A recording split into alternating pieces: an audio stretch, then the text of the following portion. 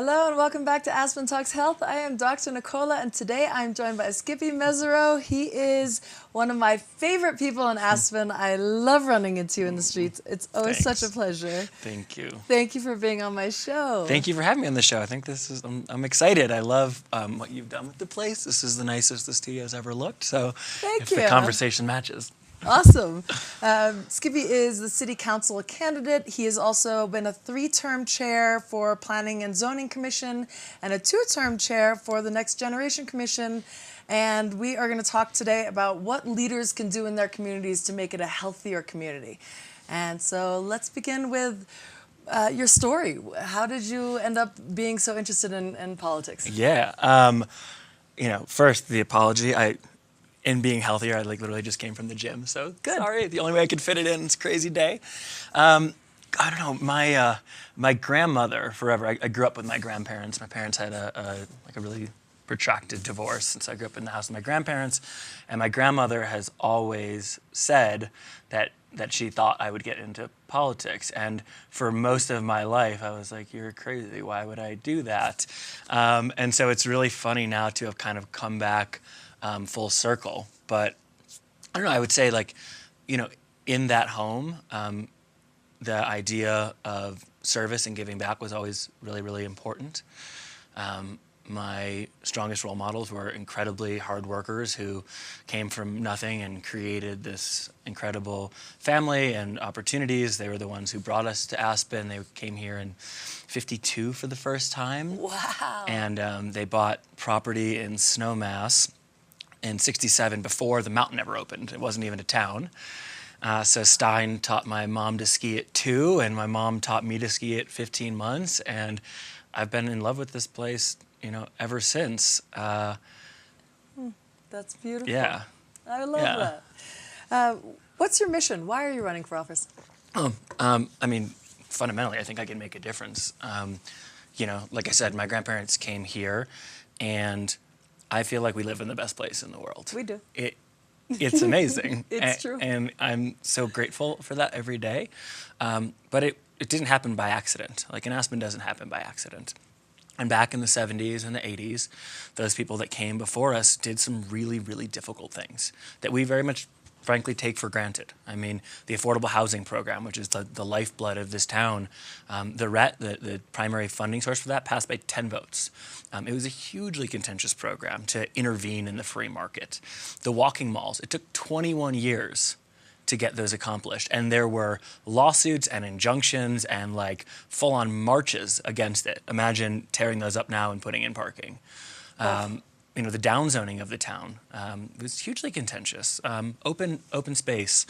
All of those things allowed this to be like a full community when the rest of the country has been, and really the world has been sort of segmenting and moving apart. In Aspen, a place that frankly has a lot of wealth, which tends to drive that division sooner, we've been able to stave it off. But those interventions from the 70s and 80s are clearly wearing off, right? And so if you look over the last couple decades, our middle has been eroding. Middle ages, middle income, affordable places. And if we don't do things equally as difficult now, this town is not going to be here for our kids or grandkids. And so, I'm 32, right? I'm probably the youngest one running, other than Linda, by 25 years in the last 25 years. Wow. And so, I've been saying, the 5-generation pledge, which is I want to leave this town better for my grandkids than my grandparents left it for me. And I think I have a track record of getting stuff done, and this council doesn't. Yeah. So why, I'm going to play devil's advocate. Why is affordable housing so important? Well, think about any of the other priorities that you may have. So wellness, health and human services, the environment, transportation. You can work on and solve any of those. But if there's no one living here, who is it for? And if there are no employees, then there are no tourists. So both for the community as it views itself insularly and for the broader sense of community, which is those people that love to come and play here. Right. Without housing, there's nothing. None of it works. And right now, if we do nothing for a variety of reasons, we are on track to be another Vail with 85% second homes of only the ultra wealthy that are filled 2 days a week, or 2 days a year rather, and have their lights off the other 50 weeks. And there's no society in the world that succeeds with only the ultra wealthy and the servant coming from rifle. And by the way, if you think that that's acceptable, where I would argue at least one of the candidates running does, because he's wealthy and has sort of things settled, I think that's short-sighted. Yeah. The valley's going to double in population. Carbondale's pretty damn cool. People describe it as Aspen in the 80s. We're not long from the time where the economic rationale for somebody to spend 2-3 hours a day coming to Aspen as opposed to stopping in Carbondale or working where they live is not the primary motivation. And they eventually won't come. And then, this is Ashcroft in a failed experiment. It seems trivial, but there's a fun factor to having locals that can, Totally. your middle class locals that are alive and fun and exciting, and it creates the ambiance almost for the wealthy as well to come in. And I mean, I remember when I was growing up, in Chicago, because we would obviously come here, and I felt like I had a second home. Like I felt like a local when I got here, and I had friends. When I get to go to, say, like, Steamboat or, whatever, Alta, not so much Crested Butte, actually. Crested Butte, less so. But these resorts that have awesome skiing, and I have a great time, but you feel like a client. You feel like a guest. You show up, you've got your hotel room, you've got your hot tub, you go skiing, you go to the restaurant, you have a few drinks, you start over.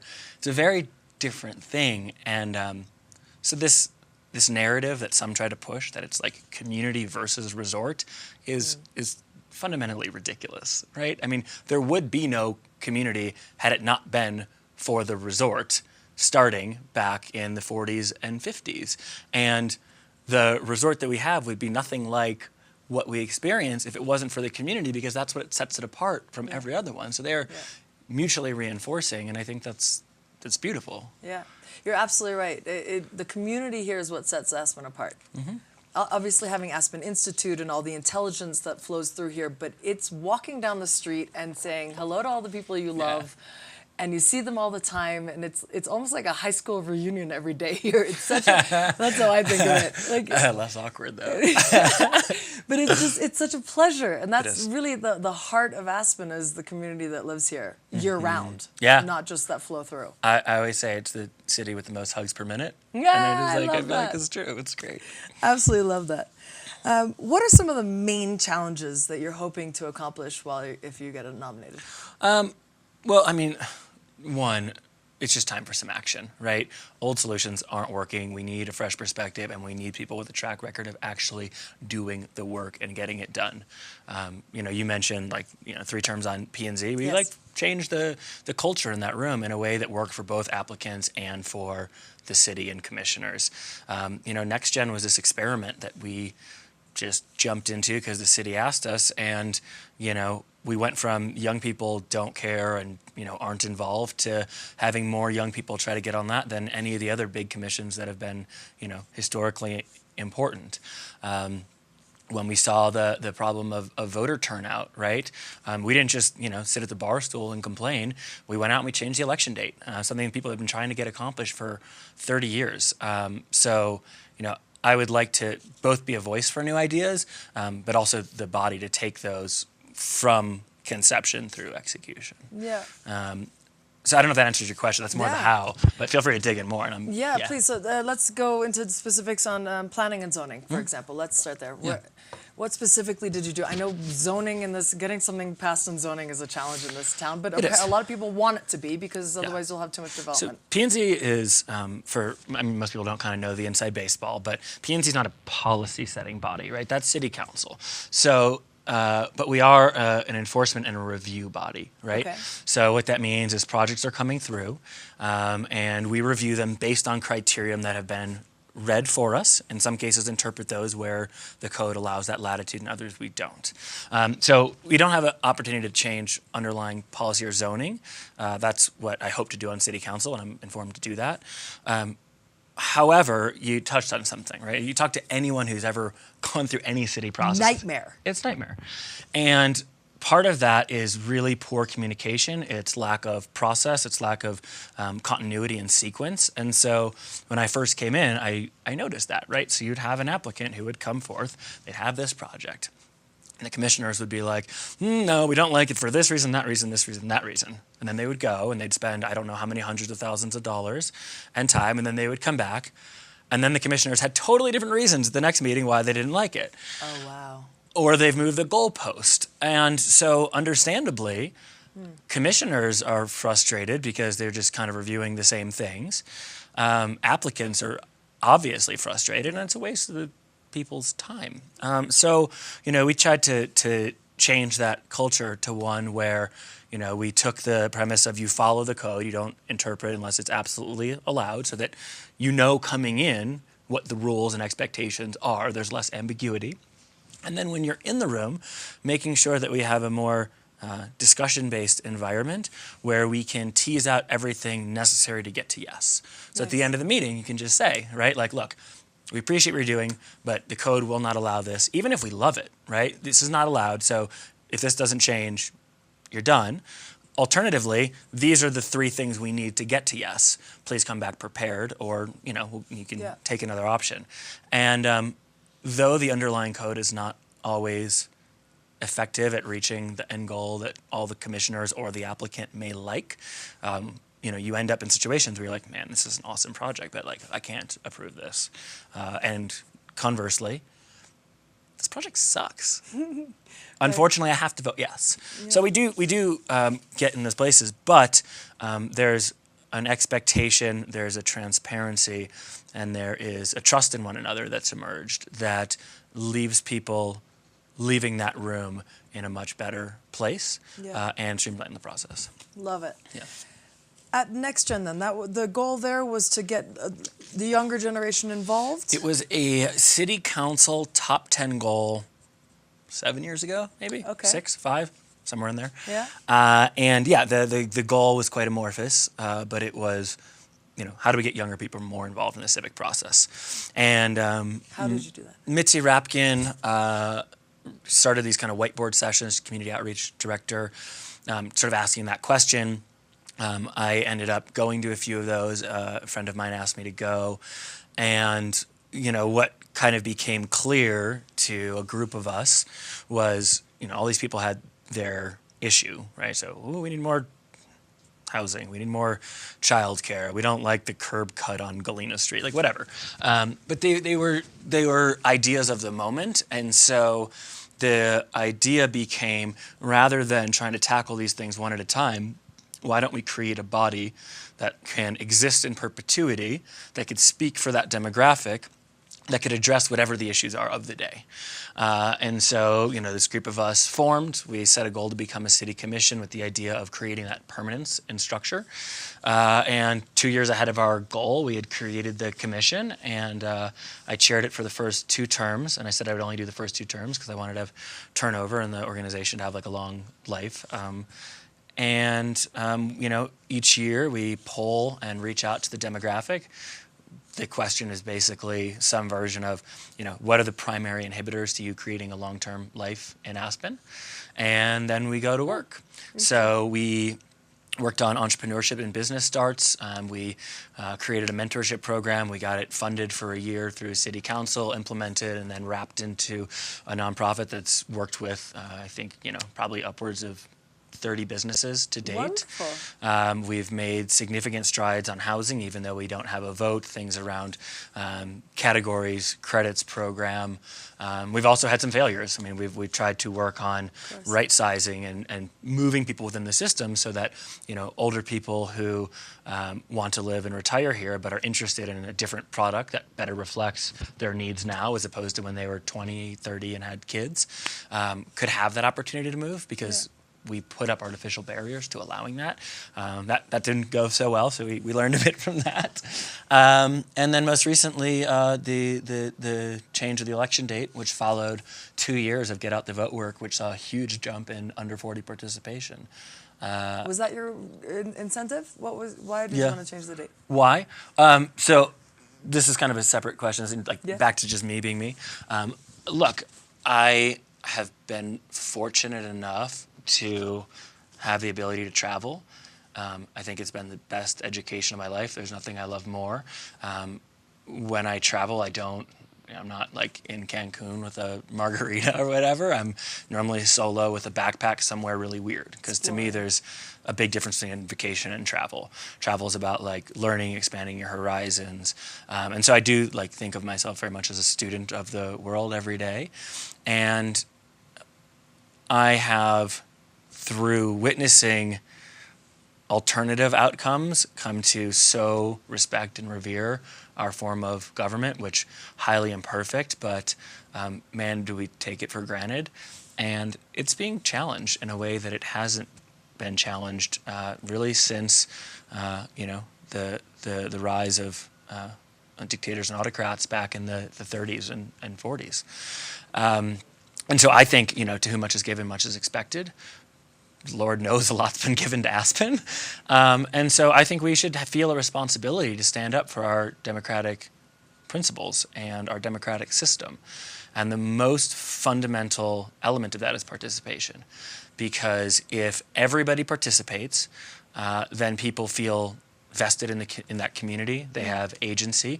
And if you lose a battle, that's fine, but you trust in the system and you continue, because trust is the lifeblood of democracy. Alternatively, what we see now is more and more people not paying attention, the extremes getting more and more attention, which then further erodes trust. You're in this negative feedback loop. So I think if you can do something fundamental, which is just get everybody participating again, you can do something big. And so, but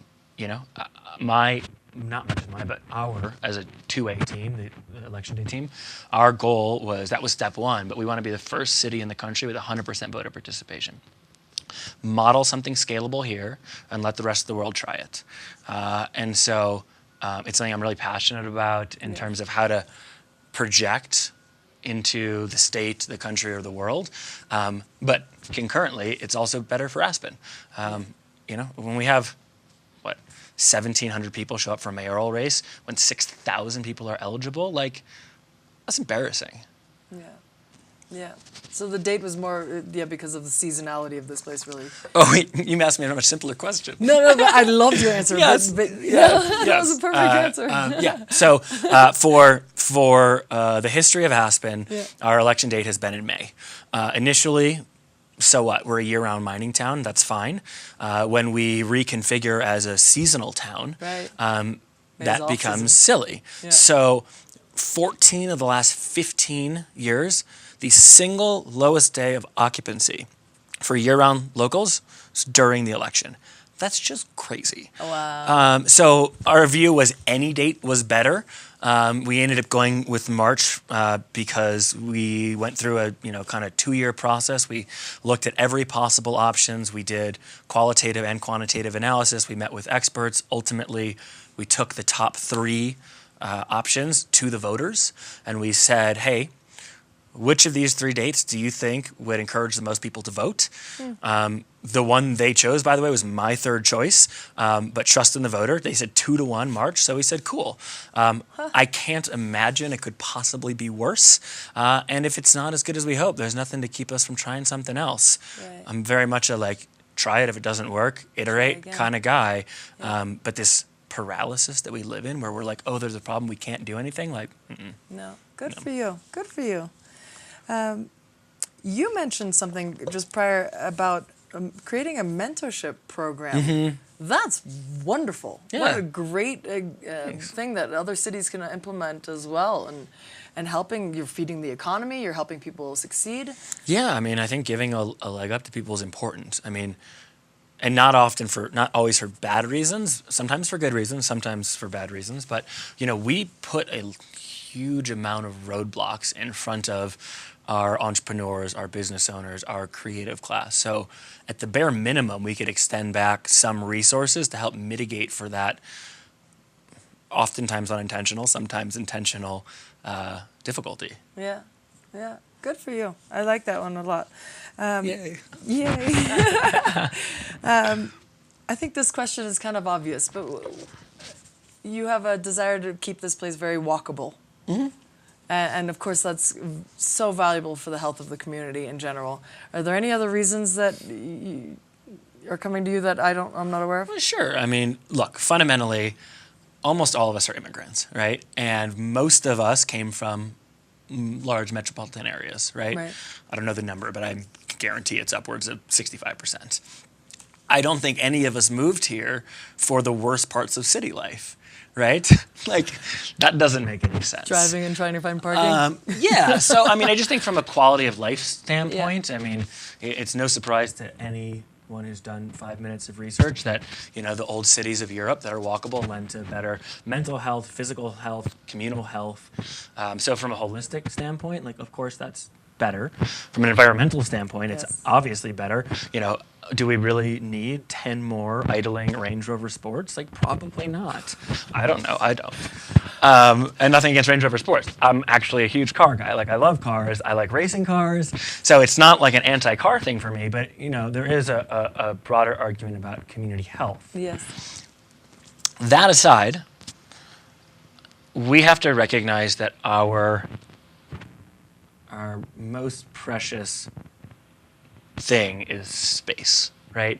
I mean, we're at the end of a box canyon. We can't go out. We don't want to go up, and we can't go up, and that's a good thing, right? But it means that space is very, very scarce.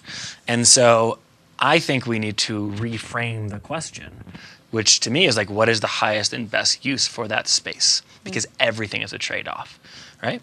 And so where that shakes out will require talking to business owners, talking to community members. I don't think there's one perfect answer, but things like affordable business, right? Everybody bemoans the fact that we have increasing vacancy. I talk to business owners that we think of as successful every day who tell me, like, yeah, maybe I got 2 more years and I'm out. Because at the end of the day, if the box costs 50 grand a month, and you've got at best an 8-month season, we are never going to get businesses that are not backed by large international firms and that actually serve the community or business owners. So for me, I feel like the city needs to get in the business of creating cheaper boxes, right? Not picking winners and losers, but just creating the space. And so just use that as a construct, but not the only construct, right? There's 50 ways to get at it, but one of them is like extend the walking malls an extra block, create a row of micro business stalls, make the rest green space that could be open to the community. You could keep one small lane that could do on-demand delivery from the downtowner or let you bike, so you don't have an accessibility problem. In my mind, that is a higher and better use than a automobile that sits empty 20 hours of the day. Right? But it's a complicated situation because it is a trade-off, and you've got to figure out how to also accommodate someone who needs to drive or pick things up. But that's the next question. That's not the first question. To approach a problem because of fear of the known instead of possibility for the unknown seems crazy to me, because there are cities all over the world that have mastered this, you know. I hear from some locals that the concern is that the developers that come here that want to buy up the real estate and improve on it then end up having the expectation of that they'll be able to charge a lot higher rent. And so it's almost it prevents improvements in a way. Like, how do you develop and improve a town without then making it $50,000 so a month? just so I understand the idea that's been brought to you, people's concern is that building A exists, developer X comes into town, buys this, and he's not able to redevelop because... No, his plan is to redevelop, let's say, but then his plan is to then charge astronomical rents, which pushes out all the mom and pops. Right. And the true character of a place. Sure. I mean, that's not wrong. No, but it's a dilemma. Like, you want to improve a city, but at the same time, you don't want to lose the character. Right. Well, I mean, you can also ask yourself the question, you know, how much of that is true market-based scarcity and how much of that is self-imposed, right? So one of my opponents, Burt Myron, right? He loves to tote the flag of affordable housing. By the way, despite campaigning against Burlingame and chopping units off of city projects that we asked for more density on. So, you know, look at the action, not the words. But and I think it's a very clever campaign technique, he says, right, I'm the only one that's for 100 or 120% mitigation for affordable housing. Right, that sounds great. Oh yeah, more money for affordable housing. Except he knows damn well that our initial goal was 60% in town. We're at 38% and dropping. So I think we have to reaffirm that 60% and actually go do the stuff to make it happen. But anything over that 60% is no longer a boon to affordable housing. It's an artificial tax on the downtown core that gets passed along to the taxpayer, because now you've just inflated the building price of that building by how many millions of dollars, and guess where that ends up? In the cost of your cheeseburger, right? So it actually is a very clever tactic to control growth, you know, disguised to make us think that we care about affordable housing. But so that same archetype, right? What are all the other restrictions, complexities that we put on every building that artificially raises that cost? Interesting. Right? And so part of it is our own fault. I personally think, and I'm open to being proven wrong on anything, I think we're probably too far down the rabbit hole already to correct that in a way that is reversible. Like we could stop the bleeding. Yeah. I don't see us solving it in privately owned buildings at this point. I think the approach has to be to use city community owned land to address that. So whether it's the micro business stalls, whether it's a year-round farmer's market, whether it's a Christmas market on a park or some open space, but just creating that cheaper box. Yeah. I think that's the way to do it, because we don't have to fight all those headwinds. And depending on which approach you take, you could have the ancillary effect of reducing rent seeking at adjacent properties. Okay. Interesting. Very interesting. Skippy, it's been a pleasure having you on the show. Are we done? I know it goes I know it goes so quickly. Is there any final thoughts that you have for other community leaders out there to help make their communities a little healthier? Yeah, I mean, care, listen, do the work. Like it's, you know, people say showing up is half the battle, and it's not wrong. So focus your energy on the things that you actually care about, that will drive you. Listen to people, recognize that you don't have all the answers and you can be wrong, and demonstrate you care. And then do the actual work and be bold and brave enough to put things forward even when some people might disagree. Otherwise you just end up doing nothing. So that's what I would say. Good for you at your young age. That's You're what I would wise, say. Skippy. Oh. Thank you again for being on the show. It's such a pleasure to have you, me. and I really hope you win. Thank you. I appreciate that. And I would just ask anyone who has enjoyed this discussion, Skippy for Aspen, FOR, aspen.com is the website, Skippy for Aspen. On Facebook, we post updates, upcoming events. We'd love to have support in the form of endorsements, letter to the editor, dollars, or time. They all make a big difference. Good. This will be the most pivotal election in several decades. And where we end up in 5 years depends on you showing up and making a decision. Love it. Awesome, you guys. Thank you so much for tuning in, and check out Aspen Talks Health for more information, and I'll put that contact info up there as well. Yeah. All right. Thanks for tuning in. Cheers.